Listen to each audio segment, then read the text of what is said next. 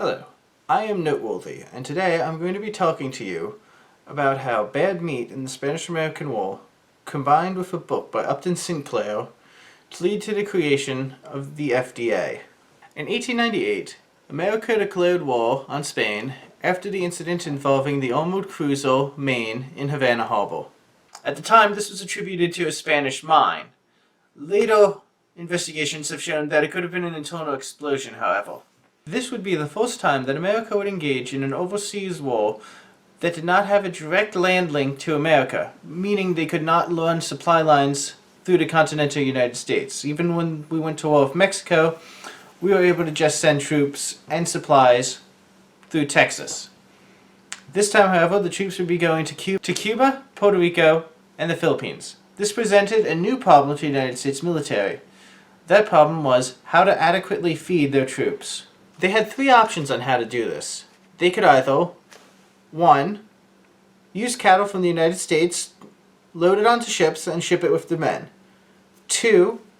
They could purchase the cattle or other livestock locally when they arrived at their destination. Or, because of new technology, they had a third option.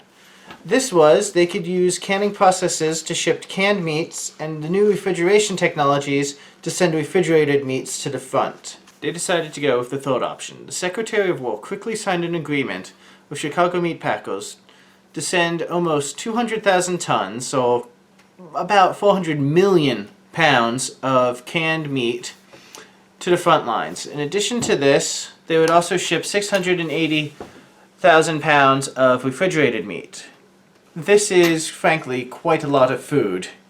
Not only was it a lot of food, it was an ideal opportunity for the meat packers to get rid of some less than prime meat, shall we say. In the 1890s, refrigeration was still a new and untested technology. They used ammonia as a chemical instead of using Freon as we'd use today in our own refrigerators and air conditioners. They used ammonia for a similar process. The problem with ammonia is it's highly toxic, and if it leaked, it would definitely damage the meat. In order to aid in the refrigeration process, the meat was also injected with other chemicals or preservatives to prolong shelf life. However, an Army officer stated upon inspecting the meat, "Much of the beef I examined, arriving on the transports from the United States, was apparently preserved by injected chemicals to aid deficient refrigeration. It looked well, but had an odor similar to that of a dead body after being injected with formaldehyde, and it tasted when first cooked like decomposed boric acid." Basically, this translates to, don't eat that. It's not good meat. It will make you sick. Unfortunately, the cans of meat weren't any better. Most of them were already putrefied, which means decomposing, no longer safe for consumption, at the time that they would open the cans. The soldiers only had two choices. They could either eat the questionable meat or attempt to salvage enough food in the local areas. Most of them ended up having to eat the meat that they were given. As a result of the food and other diseases, of the 2,500 American casualties in the Spanish-American War, only 400 of those were caused by the enemy in battle. This means that around 2,100 men died as a result of disease.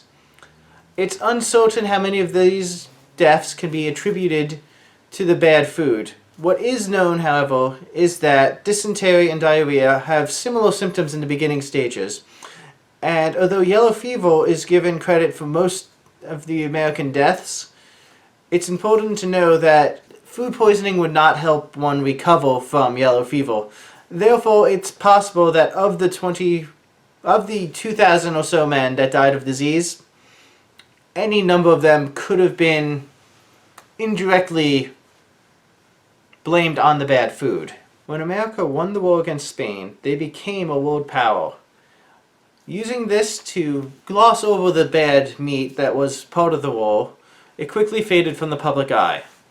However, a couple of years later, Upton Sinclair released the book entitled The Jungle, depicting the horrendous conditions of meat workers and the meat industry as a whole. His goal in publishing this book was to make the living conditions better for the people who worked the meat industry, the meat packers as they were called back then.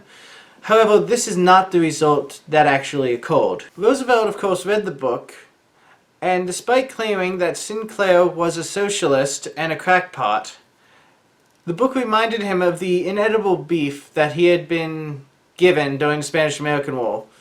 And this made him decide to send inspectors to check out the meat industry, make sure that they were clean, make sure that they were using good and healthy beef, make sure that the cows they were using weren't diseased. Chicago had a lot of ties to Washington, D.C. at this time. So, when he sent the inspectors, it got leaked out, and Chicago knew they were coming. And much like a kid who spent the entire day goofing off instead of cleaning his room, they did as much as they could to get it clean in the last few days before the inspectors come. However, like the same kid, it was obvious that they did what they could and failed to do it. The inspectors reported that conditions were unsanitary and, to quote directly, revolting.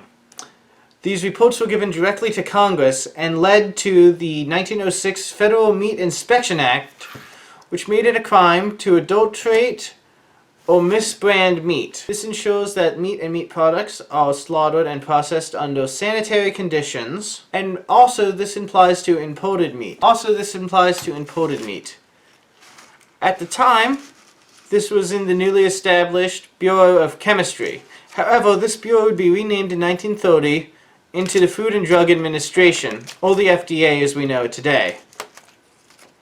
Although in the end his book accomplished a great deal in making our food safer, Sinclair was unhappy that the public missed his point, stating that he had aimed for the heart of the country and instead hit their stomach.